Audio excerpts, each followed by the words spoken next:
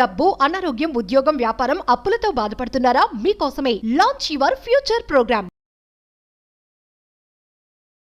నమస్తే సుధీర్ గారు. నమస్తే మ్యామ్. చాలా రోజులు అవుతుంది మీతో మాట్లాడి. Yes. ఎలా నడుస్తుంది ఏంటి సుధీర్ గారు? బయట ప్రపంచం ఎలా ఉంది? ప్రపంచం ఎంత- మాట్లాడాలంటే పేరెంట్స్ ఎలా ఉన్నారు, పిల్లలు ఎలా ఉన్నారని అడగాలేమో. Yes, ma'am. ఇష్యూస్ కూడా అంటే ఎందుకంటే కోచ్లు ఎక్కువైపోయారు, సైకాలజీ ప్రాబ్లమ్స్, సైక్రాటిక్ ప్రాబ్లమ్స్ ఎక్కువగా కనిపిస్తూ ఉన్నాయి. ఒకప్పుడుతో కంపేర్ చేసుకుంటే చాలా ఎక్కువగా చూస్తున్నామేమో, ఇష్యూస్ ఎక్కువ అవుతున్నాయేమో నాకు అనిపిస్తూ ఉందండి. ఎందుకంటే సోషల్ మీడియాలో చూస్తున్నా కూడా మీలాంటి వాళ్ళు ఎక్కువ కనిపిస్తున్నారు, ఇష్యూతో ఉన్న వాళ్ళు ఎక్కువ కనిపిస్తున్నారు. మనం ఒక 30-40 ఇయర్స్ బ్యాక్ చూసుకుంటే ఎక్కువ ఫ్యామిలీ పెద్దది ఉండేది కదండి. ఇప్పుడు 1 or 2 అయినా కూడా సమస్యలు అంటే ఒకరిని ఇద్దరిని కూడా హ్యాండిల్ చేయలేక సలహాల కోసం వెళ్ళడం తప్పనట్లేదు, బట్ అవసరమైతే పడుతుందేమో అనిపిస్తోంది. మీరేమంటారు? ఖచ్చితంగా మ్యామ్. దానికంటే ముందు నేను కొన్ని క్వశ్చన్స్ అడుగుతాను, మీరు ఆన్సర్ చేయండి, అలాగే చూసే వాళ్ళు కూడా ఆన్సర్ చేయమని. డెఫినెట్ గా మ్యామ్, ఇంతకు ముందు డిప్రెషన్ అనే కేసులు ఎన్ని ఉండేవి? అసలు డిప్రెషన్ అనే మాట చాలా రోజుల వరకు నాకు తెలియదండి. బహుశా ఒక 5-6 ఇయర్స్ నుంచి చాలా ఎక్కువగా ఉన్నా. నేను డిప్రెషన్ లో ఉన్నాను, డిప్రెషన్ లో ఉంటాను, డిప్రెషన్ కి వెళ్ళాలి అనే మాట చాలా తక్కువ కాలం నుంచి వింటున్నా. అంతకుముందు డిప్రెషన్ ఎందుకు లేదంటే, అంతకుముందు మన చుట్టూ మాట్లాడే వాళ్ళు కానీ మనతో కలివిడిగా అరే నువ్వు ఎందుకు డల్ గా ఉన్నావు అని ఫేస్ చూసి మరి ఎప్పుడైనా మీరు కొద్దిగా బాధలో ఉంటే అమ్మొచ్చో లేకుంటే నాన్నొచ్చో లేకుంటే పక్కన వాళ్ళు ఉండి బంధువర్గమైన వచ్చి ఏమ్మా ఎందుకు ఈరోజు డల్ గా ఉన్నావు, ఏమైంది సంగతి అనగానే ఎక్కడో తెలియకుండా ఒక ధైర్యం వచ్చేది. అరే అవునులే ఏం లేదు బాబా, ఇలా అయింది అంటే అదేం లేదు, ఏదైనా ప్రాబ్లం ఉంటారా కూర్చో మాట్లాడదాం అని చెప్పే విధంగా ఒక మనోధైర్యాన్ని ఇచ్చే వ్యక్తులు మన చుట్టుపక్కల ఉండేవాళ్ళు. ఫస్ట్ దానివల్ల చాలా బాగుండేది. మనం ఇంకెక్కడికి వెళ్ళి షేర్ చేసుకునే వాళ్ళం కాదు, అంత బాగుండేది. అలాగే ఇంతకుముందు సూసైడ్ రేట్స్ ఇవన్నీ నాకు తెలిసి 100లో 1000లో ఎక్కడో ఉంటే 1% ఉండేది. ఈ రోజు పాపం ఎంత దౌర్భాగ్యం అంటే చేతికి అందించిన కొడుకో కూతురో చిన్న చిన్న విషయాలకు ఆత్మహత్యలు ఎందుకు చేసుకుంటున్నారో ఆ నెంబర్ కూడా పెరుగుతూ వచ్చింది. ప్రతి ఒక్క సమస్య పెరగడానికి కారణం మనం ఎంత ఫాస్ట్ గా ముందుకెళ్తున్నామో అంతే ఫాస్ట్ గా మెంటల్ హెల్త్ ఇష్యూస్ ని మనం నెగ్లెక్ట్ చేస్తూ ఉంటే దానివల్ల అటు పేరెంటింగ్ లో ఛాలెంజెస్ అవ్వచ్చు, ఇటు మానసిక సమస్యలు అవ్వచ్చు. నేను ఎప్పుడు ఒక ఎగ్జాంపుల్ చెప్తాను. ఇంతకుముందు ఏదైనా బాధ వస్తే మన ఇంట్లో వాళ్ళకి హ్యాపీగా మనం షేర్ చేసుకుంటూ ఉండాలి. ఇప్పుడు ఏదైనా బాధ వస్తే వాడు సోషల్ మీడియాలో ఐఎమ్ ఫీలింగ్ లోన్లీ అని పెట్టగానే పక్కనోడు దాన్ని కామెడీగా తీసుకొని అయితే ఇంకెందుకు బతుకున్నాం, ఏం చేయడానికి అనే విధంగా నెగిటివ్ మాట్లాడుతూ ఉంటే తెలియకుండా ఆ మానసిక రుగ్మతని ఎక్కడికి ఎలా ప్రజెంట్ చేయాలో తెలియక చాలా మంది ఆ సమస్యలు గ్రాడ్యువల్ గా పెరుగుతూ వస్తున్నాయి. అంటే సంతోషమైన బాధ అయినా మనం ఫ్యామిలీ మెంబర్స్ తో పంచుకోవట్లేదు సుధీర్జీ. స్టేటస్ లో పెట్టేస్తున్నాం. ఓహో నేను బాధగా ఉన్నాను 10 మందికి తెలియాలి, నేను హ్యాపీగా ఉన్నా 10 మందికి తెలియాలి. ఇంట్లో వాళ్ళకి తెలిసినా తెలియకపోయినా నాట్ బాదర్. అది ఐడెంటిటీ క్రైసిస్ కిందకి వెళ్ళిపోతున్నాం. ఐడెంటిటీ క్రైసిస్ అంటే ఏంటంటే మనం నార్మల్ గా ఆనందం వచ్చినప్పుడు 10 మంది చెప్పుకోవడం, అది వాళ్ళందరూ ఒక 10 లైక్స్ 10 కామెంట్స్ కో మనం ఎక్కువ చూస్తున్నాం తప్ప ఈ మధ్య ఎన్ని సందర్భాల్లో మీరు వినుంటారు మ్యామ్, నాకు లైక్లు ఎక్కువ రాలేదని, కామెంట్స్ ఎక్కువ రాలేదని, వ్యూస్ ఎక్కువ రాలేదని ఆత్మహత్య చేసుకున్న కేసులు ఉన్నాయంటే మీరు ఒప్పుకుంటారు? 100% అండి. నేను అందమైన జీవితం చేస్తా ఉంటాను కదా, ఆ షోలో లాస్ట్ ఒక 3-4 వీక్స్ బ్యాక్ ఇదే ఇష్యూ మీద చేశాను సుధీర్జీ. ఎందుకంటే నేను వీడియోస్ చేస్తున్నాను, ఎవరు లైక్ కొట్టట్లేదు, ఎవరు కామెంట్ పెట్టట్లేదు. సో నాకు సూసైడ్ చేసుకోవాలనిపిస్తోంది. నన్ను ఇంట్లో వాళ్ళు ఎవరు ఎంకరేజ్ చేయట్లేదు. సో అంటే ఇదేంటి అంటే నన్ను గుర్తించట్లేదు, నాకు ఐడెంటిటీ రావట్లేదు, నన్ను అందరూ రికగ్నైజ్ చేయట్లేదు అనే ఒక దాంట్లో వీళ్ళందరూ పడిపోయిన తర్వాత ఇప్పుడు నాకు గుర్తింపు రావాలి అంటే నేనేం చేయాలి? వాళ్ళకి తగ్గట్టుగా వాళ్ళకి అవసరం ఉన్నట్టుగా నేను మారిపోతే అనే విషయంలో తన సెల్ఫ్ ని చంపుకొని వేరే విధంగా మారిపోయాయి. ఈరోజు ఇన్స్టాగ్రామ్ లో అవ్వచ్చు, లేకపోతే సోషల్ మీడియాలో అవ్వచ్చు, చాలా వర్స్ట్ గా వీడియోస్ అన్ని ఎందుకు వస్తున్నాయంటే నేను అలా వెళ్తేనే నన్ను జనాలు రికగ్నైజ్ చేస్తారు, నేను అలా ఉంటేనే జనాలు రికగ్నైజ్ చేస్తారనే ధోరణిలోకి వెళ్ళిపోయి అలాగే రాంగ్ థింగ్స్ కూడా ఎక్కువ అవుతున్నాయి. అంటే వీళ్ళందరూ దేన్ని కోరుకుంటున్నారంటే వీళ్ళు న్యాచురల్ గా ఉండేదాన్ని యాక్సెప్ట్ చేయలేకపోతూ వాళ్ళు ఎలా ఎక్స్పెక్ట్ చేస్తున్నారు అలా నన్ను నేను మార్చుకొని వెళ్ళిపోవడం వల్ల దాని తర్వాత కాంప్లికేషన్స్ అన్ని చూసే వాళ్ళకి ఏముండవు, దాన్ని విభిన్నంగా మార్చుకున్న క్యారెక్టర్. అంటే ఇక్కడ సుధీర్జీ ఒక విషయం వస్తుందండి, కోడి ముందా గుడ్డి ముందా అనే ఒక ప్రశ్న మనకి కనిపిస్తూ ఉంటుంది. మీరు చూస్తున్నారు కాబట్టి మేము చేస్తున్నాం, అనేది ఒక అవును. వర్షన్ అయితే, మీరు చేస్తున్నారు కాబట్టి మేము చూస్తున్నాం. ఇక్కడ చెయ్యటము చూడటము రెండు వైపులా జరుగుతోంది కదా. మనం ఏం చూస్తున్నాం అనే క్లారిటీ మనకు ఉండాలి, ఏం చేస్తున్నాం అనే క్లారిటీ కూడా ఉండాలి కదా. చాలా అంటారా చెప్పండి? చాలా మంచి పాయింట్ మ్యామ్. ఇప్పుడు నేను చెప్తాను, నా ఫోన్ ఇస్తాను మీకు. నా ఫోన్ లో నా యూట్యూబ్ నేను ఏం వాచ్ చేస్తాను దాని హిస్టరీ ఉంటుంది. అట్ ద సేమ్ టైం నేను గూగుల్లో ఏ కంటెంట్ మీద చూస్తానో నాకు ఇంట్రెస్ట్. ఇప్పుడు నాకు ఏ కానీ లేకుంటే సోషల్ మీడియా ఏది పంపిస్తుంది, నేను దేని మీద ఇంట్రెస్ట్ ఉంటే నాకు అదే పుష్ చేస్తుంది. suggestions. అదర్వైజ్ నాకు మిగతావన్నీ నా దరిదాపులకు కూడా రావు. ఎందుకంటే నేను ఫస్ట్ డిసైడ్ అయింది ఏంటి, నాకు కావాల్సింది సైకాలజీలో ఆర్టికల్స్ కావాలి, సైకాలజీ రీసెర్చ్ ఏం జరుగుతున్నాయి అవి మాత్రమే తెలుసుకోవాలని నాకుంది. సెకండ్, పేరెంటింగ్ మీద ఎటువంటి అప్డేట్స్ వస్తున్నాయి, పేరెంటింగ్ మీద అసలు ప్రాబ్లమ్స్ ఏమవుతున్నాయి, బిహేవియరల్ సమస్యలు ఎన్ని ఎక్కువ ఉన్నాయి అనేది నేను దాని గురించి మాత్రం రీసెర్చ్ చేస్తాను. మిగతా అవేవి నా ఫోన్కి కూడా రావు. ఎందుకంటే ఫస్ట్ నేను ఎవరేం చేస్తున్నారో నాకు అనవసరం. నా వర్షన్ లో నేను ఫస్ట్ క్లారిటీ పెట్టుకోవాల్సింది ఏంటి, నేను ఒక లైన్ డ్రా చేసుకొని నాకు ఈ సబ్జెక్ట్ మీదే కావాలి, నాకు ఇది కావాలి. నిజంగా నాకు ఒక ఎంటర్టైన్మెంట్ కావాలి అంటే ఏ రకమైన ఎంటర్టైన్మెంట్ కావాలో కూడా నేను క్లారిటీ పెట్టుకుంటే ఈవెన్ నా సోషల్ మీడియా కూడా నన్ను మిగతా విషయాల్లో ఎంకరేజ్ చేయదు. అంటే టెక్నాలజీని కూడా ఇక్కడ మనం తప్పు పట్టాల్సిన అవసరం లేదు, అంతే కదా. 200% మ్యామ్, 200. ఇప్పుడు ఫర్ ఎగ్జాంపుల్ నేనే, మన వీడియో వచ్చింది మ్యామ్, నేను ఫస్ట్ చూస్తూ ఉన్నాను సుమన్ టీవీలో. ఫర్ ఎగ్జాంపుల్ జయ గారు ఒక ఇంటర్వ్యూ ఏంటంటే పేరెంటింగ్ మీద చేశారు. నేను ఎలాగో పేరెంటింగ్ మీద మాట్లాడతాను, నాకు పేరెంటింగ్ ఇన్ఫర్మేషన్ కావాలి కాబట్టి సోషల్ మీడియా పుష్ చేసింది. ఓకేనా, నేను అసలు ఇప్పుడు సోషల్ మీడియాలో పుష్ చేసిన తర్వాత నెక్స్ట్ నాకు ఏం వీడియో వస్తుంది, నెక్స్ట్ పేరెంటింగ్ మీద ఏది ఉందో నాకు అదే వస్తుంది. అప్పుడు నాకు వాల్యూ అడిషన్ అవుతుంది. ఫెంటాస్టిక్. ఇప్పుడు నేను ఒక రోజు టైం పాస్ చేద్దాం అని చెప్పి ఏదో ఫన్నీ వీడియో, సంథింగ్ ఏదో టూర్ లో ఏదో కూర్చొని నేను చూస్తున్నాను. వెంటనే నాకేం చేస్తుంది, ఈడు దీని మీద ఇంట్రెస్ట్ ఉన్నాడు కాబట్టి నెక్స్ట్ నాకు అంతా పుష్ చేసేదంత. అంటే ఇక్కడ నేను సోషల్ మీడియాని తప్పట్టాలా, ఇక్కడ నాకు ఇష్టం వచ్చి నేను టైం పాస్ చేయడానికి కూర్చొని ఇలా ఏలన్నప్పుడు నాకు అదే పుష్ చేస్తుంది. సో నేను టెక్నాలజీని నేను నా బోర్డర్ ఎలా క్రియేట్ చేసుకొని, నా బౌండరీ ఎలా సెట్ చేసుకొని, నాకేది కావాలో నేను డిసైడ్ చేసుకున్నా. ఇప్పుడు రెస్టారెంట్కి వెళ్తాం మ్యామ్, రెస్టారెంట్ లో మెనూలో దాదాపు ఒక 100 ఐటమ్స్ 200 ఐటమ్స్ ఉంటాయి. అన్ని నేను తినలేను కదా. ఫస్ట్ నాకేది నచ్చుతుంది, మేబీ నేను వెజిటేరియన్ అనుకోండి, అక్కడ నాన్ వెజ్ ఐటమ్స్ కూడా ఉంటాయి. బట్ నేనేం చేస్తాను, నేను ఈరోజు పర్టికులర్ వెజ్ తినాలి అనుకున్నా అని చెప్పి వెజ్ లో ఉండే ఐటమ్స్ ని పర్ఫెక్ట్ గా చూస్ చేసుకొని నాకు నచ్చే ఐటమ్ నేను తీసుకుంటే మిగతా అక్కడ ఏమున్నా నాకు అనవసరం. మనకి విచక్షణ ఉంది. ఎగ్జాక్ట్లీ. కానీ ఇక్కడ మనం పిల్లల గురించి ఒక్కసారి అటు కూడా వెళ్దాం. మనకి విచక్షణ ఉంది కాబట్టి మనకి ఏం చూడాలి, మనకి ఏం కావాలి అనేది ఒక ఐడియా ఉంది. పిల్లల విషయానికి వస్తే వాళ్ళకి ఏముంటుంది, ఏది కనిపిస్తే అది చూసేస్తారు కదా. ఇక్కడ మనం మరి సోషల్ మీడియా గురించి మాట్లాడుకోవాల్సిన అవసరం ఉంది కదా. వాళ్ళకి ఏది వస్తే, ఏది ఇంట్రెస్ట్ అనిపిస్తే అంటే అది తప్ప ఒప్ప అని వాళ్ళకి తెలీదు. దాన్నే చూస్తూ ఉంటారు, అదే వస్తూ ఉంటుంది. దాన్ని ఎలా కంట్రోల్ చేయగలరు? నేను దీనికి కూడా చెప్తాను. చెప్పండి. అదేదో ఆవు చేలో మేస్తే ఏదో సామెత ఉంటుంది కదా, అవునా? ఇప్పుడు నేను యుఎస్కి వెళ్ళాను లాస్ట్ 1 month. నేను ఒక బిగ్గెస్ట్ లైఫ్ ట్రాన్స్ఫార్మింగ్ మూమెంట్ ఏంటంటే, యుఎస్కి వెళ్ళినప్పుడు దాదాపు 3000 మంది ఫ్యామిలీస్ కలిస్తే 3000లో మీరు మాట్లాడి మనం మాట్లాడుకునే 2500 మంది ఫ్యామిలీస్ ఇలాగే ఉన్నారు. ఏది, పిల్లల పాటికి పిల్లలు, తల్లిదండ్రుల పాటికి తల్లిదండ్రులు ఉన్నారు. ఒక 500 ఫ్యామిలీస్ లో నేను సపరేట్ గా డిఫరెంట్ గా చూసింది ఏంటంటే, ఒక ఫ్యామిలీ నన్ను పిక్ చేసుకునే దానికి వచ్చారు మ్యామ్.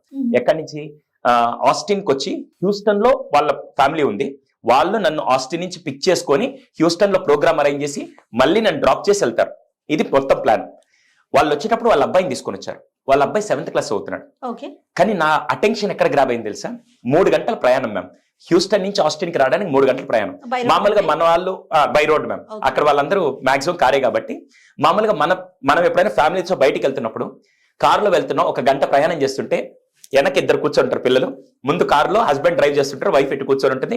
ఎవరి పాటికి వాళ్ళు ఫోన్లు పట్టుకొని డిస్టర్బ్ చేయకుండా ఉంటే చాలని మనం వదిలేసి మాక్సిమం ఫోన్ లోనే ఉంటాం. ఇదంతా మనం ఒప్పుకుంటారు. మీరు ఎప్పుడైనా బయట కూడా చూడండి, కారులో ఎప్పుడైనా పిల్లలు తీసుకొని వస్తే అందరూ అలా చేస్తారని చెప్పరు. 100లో 80% ఫ్యామిలీస్ అయితే వాళ్ళని ఏదో పడుకొని ఉంటారు, లేకపోతే ఫోన్ చూస్తుంటారు. వైఫ్ అండ్ హస్బెండ్ మాట్లాడుకుంటున్నా, పిల్లలు మాత్రం ఖచ్చితంగా ఫోన్ లో ఉంటారు. అవునా? అక్కడ బ్యూటీ ఏంటి తెలుసు మ్యామ్, కారులో లైబ్రరీ చూస్తాను నేను. కార్లో లైబ్రరీ అంటే ఇంకా ఆలోచించండి ఒకసారి. కార్లో లైబ్రరీ ఉంది, మినీ లైబ్రరీ. వాడు 3 గంటల ప్రయాణంలో వాళ్ళ నాన్న ఒక్కసారి కూడా ఫోన్ అడగకుండా బుక్ తీసుకొని వాడికి ఇష్టం వచ్చిన బుక్ చదువుతూ నవ్వుతూ ఆ జోక్ ని మళ్ళీ డాడీతో షేర్ చేస్తున్నాడు. నాకైతే ఫ్యూజులు ఎగిరిపోయాయి సీరియస్ గా. That was the first moment. నేను ఒక ఇండియన్ ఫ్యామిలీ యుఎస్ లో ఉంటూ ఆ కల్చర్ ని అడాప్ట్ చేసుకో. ఇది ఎలా వచ్చిందంటే, ఇంటికి వెళ్ళాను, వాళ్ళ ఇంట్లో మొత్తం లైబ్రరీ ఉంది, టీవీ ఉన్న వాళ్ళు ఆన్ చేయరు, టీవీ టైం ప్రాపర్ గా సెట్ చేసుకొని వాళ్ళ ఫ్యామిలీ మొత్తం రాత్రిపూట డిన్నర్ అయిపోగానే అందరు కూర్చొని ఫ్యామిలీ బుక్స్ చదవడం మొదలుపెట్టి ఆ కల్చరే పిల్లలకు వచ్చింది. అర్థమైందా? ఇప్పుడు మీరు అన్నదే నేను మాట్లాడితే ఫస్ట్ నేను ఇది చెయ్యి అని నేను చెప్పడం కాదు, నేను ఎగ్జాంపుల్ గా ఉంటే 200% it will apply to the family also. మన వాళ్ళు ఏం చేస్తారంటే అరే టీవీ ఆప్, చదువుకో, మొబైల్ చూడొద్దు అని చెప్పిలా నీకు ఎన్నిసార్లు చెప్పాలి, మొబైల్ చూడబాకరా. మనం ఏం చేస్తున్నాం ఇక్కడ? నేను ఒక నిమిషం పక్కన పెట్టి నాకు ఈరోజు నావల్ చదవాలంది, నేను ఈ నావల్ చదువుతా, నువ్వు ఆ స్టోరీ చదివేసి మన ఇద్దరు షేర్ చేసుకుందాం. నేను చదివిన నావల్లో ఉండే ఇన్సిడెంట్ నీకు చెప్తాను, నువ్వు చదివిన స్టోరీ నాకు షేర్ చేయని. ఇలా కనుక డెవలప్ చేస్తే హౌ ఇట్ విల్ బి. ఇప్పుడు కల్చర్ డెవలప్ చేయాల్సింది.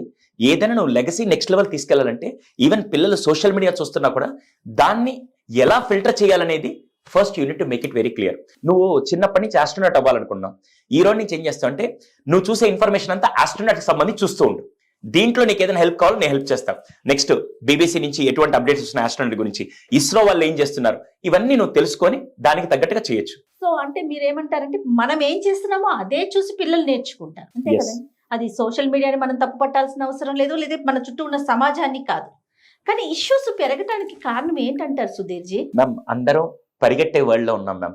ఒక్క నిమిషం నిలబడి ఆలోచించే ఓపిక కూడా ఎవరికి లేదు. అందుకే ఇప్పుడు ఇంతకు ముందు క్యూలో నిలబడి మనం పనులు చేసుకున్నాం, ఇప్పుడు క్యూ అన్నా కూడా వీళ్ళకి అసలు పేషెన్స్ ఉండదు. అవునా? ఇంత ఫాస్టెస్ట్ వెళ్ళినప్పుడు మనం ఏంటంటే ఇంతకు ముందు ఫాదర్ ఒక్కరు వర్క్ చేస్తే మదర్ ఇంట్లో ఉండి చూసుకునేవాళ్ళు. ఈ రోజు పైగా అప్పుడు గ్రాండ్ పేరెంట్స్ ఉండేవాళ్ళు, అన్ని ఉండేవాళ్ళు. ఇప్పుడు ఇద్దరు పనిచేస్తే కానీ కుటుంబం గడవని పరిస్థితిలో ఉంది కాబట్టి అందరూ వెళ్ళిపోతూ ఆ ఉన్న టైంలోనే ఇంకా డంప్ చేయాలని వాళ్ళ మీద ఎక్స్ట్రా ప్రెషర్ పెట్టేసి అకాడమిక్స్ అనే ఒక ప్రెషరో లేకుంటే ఏదో ఒకటి పెట్టేస్తుంటే కనెక్షన్ 200% మనమే parents, no doubt in that. Ma'am ఇంతకుముందు మీరు స్కూల్కి వెళ్ళినప్పుడు మీ పేరెంట్స్ ఇంటికి వచ్చిన తర్వాత కూడా మ్యాథ్స్ కో ట్యూషన్, ఫిజిక్స్ కో ట్యూషన్, కెమిస్ట్రీ కో ట్యూషన్, సోషల్ కో ట్యూషన్ పెట్టించేసి మీతో అసలు బాండింగ్ లేకుండా ఉంటే ఇప్పటికి మీరు ఒక మిషన్ లాగా తయారయ్యేవాళ్ళు. మీరు మొన్న మా ఈవెంట్కి వచ్చారు, ఈవెంట్కి వచ్చినప్పుడు నేను మీకంటే వయసులో తక్కువ, కానీ నాకేం చేశారంటే సుధీర్ నమస్తే బాగున్నారని చెప్పి మీరు ఇచ్చే గౌరవం నాకు తెలిసి చిన్నప్పుడు మీ అమ్మ నాన్నగారు మీకు నేర్పించిన ఆ గౌరవం ఈ రోజు మీకు వచ్చింది. అర్థమైంది మ్యామ్ నేను చెప్పేది? 100%. ఆ రోజు కనుక వాళ్ళు అరే ఇదంతా వద్దురా, నువ్వు అసలు మనుషులు పట్టించుకోబాకు, నువ్వు వెళ్ళి చదువుకో, నువ్వు మార్కులు తెచ్చుకొని మీ అమ్మ నాన్న గనక చెప్పుంటే ఈ రోజు సుధీరా అయితే మాకేంది, వాడు లెక్కలో వాడు గ్రేటు, నా లెక్కలో నేను గ్రేటు, నా లెవెల్ నాది అనే విధంగా ఉండి చిన్నప్పటి నుంచి మీకు పర్సనాలిటీ షేప్ చేశారు కాబట్టి ఈ రోజు సమాజంలో మీకంటూ గౌరవం రావడానికి కారణం. ఈ రోజు మీరు ఏం చదివారో నాకు తెలియదు, తెలుసా మ్యామ్? మీరు ఏ కారులో వచ్చారో నాకు తెలియదు, మీ బంగ్లా ఎంతో నాకు తెలియదు. నాకేం తెలుసు అంటే జయ గారు నన్ను ఎలా ట్రీట్ చేస్తున్నారు చూసి నేను జయ మ్యామ్ కి అంతే రెస్పెక్ట్ ఇస్తాను. 100%. అది ఆ క్యారెక్టర్ ని ఏ స్కూల్ నేర్పిస్తుంది? ఇప్పుడు పేరెంట్స్ గా వీళ్ళు రోల్ మోడల్ గా ఉండి నేర్పించాల్సింది ఇదేనండి. It's not about education. కానీ ఈ రోజుల్లో పేరెంట్స్ అందరూ ఏం చేస్తున్నారంటే మా వాడిని ఏ స్కూల్లో జాయిన్ చేయాలి, మా వాడిని ఎంత పర్సెంటేజ్ తెప్పించాలి, మా వాడు ఎంత బాగా చదవాలనేది ప్లాన్ చేస్తున్నారు తప్ప సెకండ్ పార్ట్ జీవితాన్ని మొత్తం నడిపించే క్యారెక్టర్ పర్సనాలిటీ గురించి ఎంతమంది ప్లాన్ చేస్తున్నారు? ఎగ్జాక్ట్లీ అండి. ఇది ఒక్కటే నా ప్రాబ్లం అండి. ఎంతసేపు మనం మీరు అంటున్నట్లుగా పిల్లల వైపు నుంచి వీళ్ళని ఏం చేయాలి, వీళ్ళని ఎలా పెంచాలి, వీళ్ళని ఏ విధంగా తీసుకెళ్లాలి తప్ప దానికి మనం ఏం చేయాలి? ఎట్లా సుధీర్జీ ఈ క్వశ్చన్స్ అన్నిటికీ ఆన్సర్ ఏంటి? ఖచ్చితంగా మ్యామ్. అందుకే నేను ఈ ప్రాబ్లం అన్నిటికీ ప్రతి దగ్గర సొల్యూషన్ ఉండాలి కదా మ్యామ్. ఆ సొల్యూషన్ గానే నేను తీసుకొని వచ్చింది పేరెంట్శాల. పిల్లలకి పాఠశాల ఉన్నట్టే పేరెంట్స్ కూడా చాలా మంది తెలియట్లేదు మ్యామ్. ఏ వయసుకి ఏం నేర్పించాలి, పిల్లలతో బాండింగ్ ఎలా పెంచుకోవాలి. రోజు ఇంటికి రాగానే ఒకే టార్చర్ క్వశ్చన్స్ లాగా కాకుండా పిల్లలతో 10 నిమిషాలు మీరు వాల్యుబుల్ టైం గడిపితే డెఫినెట్ గా అది వాళ్ళ 10 ఏళ్ల జీవితాన్ని మారుస్తుంది. 10 నిమిషాలు క్వాలిటీ టైం. ఇప్పుడు ఫర్ ఎగ్జాంపుల్ మీరున్నారు మ్యామ్, ఇప్పుడు మీరు వర్క్ చేసి మీ సార్ కూడా వర్క్ చేస్తారు, ఇద్దరు వర్క్ చేసి సాయంత్రం ఇంటికి వెళ్ళే టైంకి ఆ 10 నిమిషాలు క్వాలిటీ టైంలో మీరు కనెక్ట్ అయితే పాపకి రోజంతా మీరు లేరు అన్న వెల్తి లేకుండా ఆ 10 నిమిషాల టైం 24 గంటల సమయాన్ని కనుక భర్తీ చేస్తూ ఉంటే ఎలా ఉంటుంది మ్యామ్? వినటానికి చాలా ఆనందంగా అనిపిస్తోందండి, నిజం చెప్తున్నాను. సో ఇది first time in the history parents పిల్లలతో ఎలా కనెక్ట్ అవ్వాలి, వాళ్ళు పిల్లల జీవితంలో హీరోగా రోల్ మోడల్ గా ఎలా ఉండాలని తీసుకొని వచ్చింది పేరెంట్శాల. దాని గురించి పూర్తి వివరాలు కావాలంటే మనకి ఈ వెబ్సైట్ కింద లింక్ ఉంటుంది మ్యామ్. హ్యాపీగా దానికి కాల్ చేస్తే డెఫినెట్ గా ఇది ఈ రోజు వాళ్ళకి ఇస్తున్న మన సొల్యూషన్ మ్యామ్. సూపర్ అండి, సూపర్. ఇంకా చాలా అనుమానాలు నివృత్తి చేసుకోవాల్సిన అంశాలు చాలా ఉన్నాయండి పేరెంట్స్ సంబంధించి అండ్ పేరెంటింగ్ మీద రాబోయే వీడియోలో మనం డిస్కస్ చేద్దాం. అయితే క్లోజ్ చేసే ముందు ఒక విషయం అడుగుదాం అనుకున్నానండి. మీవి పాపవి చాలా వీడియోస్ చూస్తూ ఉన్నాను నేను, మీ పేజీలో చూస్తున్నాను, FB లో చూస్తా ఉన్నాను. భలే ఎంగేజ్ చేస్తున్నారు పాపని, ఏం చేయాలో కూడా చూపిస్తున్నారు. అయితే మీ హెయిర్ గురించి అడుగుదాం అనుకున్నాను సుధీర్జీ, ఏంటి అసలు దీని వెనకాల ఉన్న స్టోరీ ఏంటి?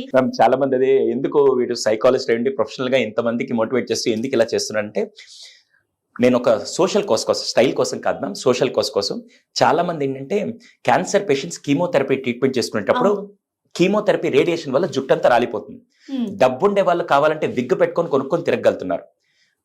డబ్బు లేని వాళ్ళు ఈ గుండు అంటే ట్రీట్మెంట్ అంతా వల్ల హెయిర్ అంతా ఫాలో అయిపోయి ఆ ఫేస్ని అలా చూపించుకోలేక చాలా మంది సెల్ఫ్ కాన్ఫిడెన్స్, సెల్ఫ్ ఎస్టీమ్ తగ్గిపోతుంటే ఈ మధ్య కొన్ని NGOs ముందుకు వచ్చి ఎవరన్నా హెయిర్ డొనేట్ చేయండి, మేమే ఫ్రీగా దాన్ని ప్రాసెస్ చేసి ఒక విగ్ లాగా చేసి విగ్గు కూడా కొనుక్కోలేని నిరుపేదలు ఎవరన్నా ఉంటే వాళ్ళకి ఇద్దాము క్యాన్సర్ పేషెంట్స్ అని చెప్పి ఈ మధ్య కొన్ని NGOs చేస్తున్నారు.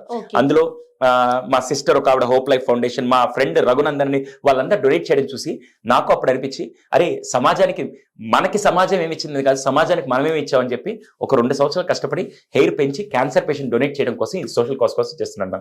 స్టైల్ కోసం కాదు, ఇంకే దానికోసం కాదు. సూపర్ అండి, సూపర్, వండర్ఫుల్ థింగ్. అయితే నాకు ఒక చిన్న హెల్ప్ చేయండి. ఎవరైతే ఈ కాజ్ మీద పనిచేస్తున్నారో ఆ NGO పర్సన్స్ ఇఫ్ ఓకే అనుకుంటే వాళ్ళతో ఒక్క ఇంటర్వ్యూ చేయాలని నాకు డెఫినెట్ గా మ్యామ్. హోప్ లైఫ్ ఫౌండేషన్ అని చెప్పేసి పద్మజ నా సిస్టర్ లాగే అసలు చాలా మంచి అమ్మాయి. ఇలాంటి కాజెస్ కి కరోనా టైం నుంచి ఎన్నో సోషల్ కాజెస్ లో సోషల్ యాక్టివిస్ట్ గా పనిచేస్తుంది.